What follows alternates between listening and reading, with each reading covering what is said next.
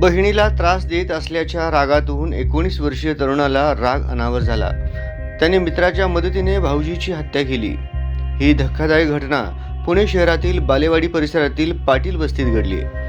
खुनानंतर आरोपी पसार झाले असून पोलिसांकडून त्यांचा शोध घेतला जात आहे. या घटनेनं परिसरात मोठी खळबळ उडाली आहे. राजेंद्र कुमार कांबळे, वय 24, राहणार बालेवाडी असे खून झालेल्याचे नाव आहे.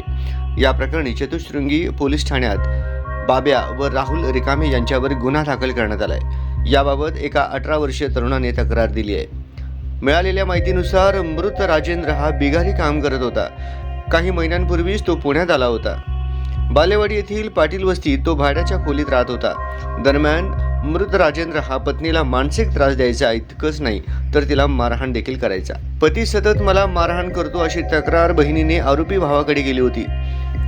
या गोष्टीचा राग मनात धरून आरोपी भावाने बुधवारी रात्री बहिणीचं घर गाठलं.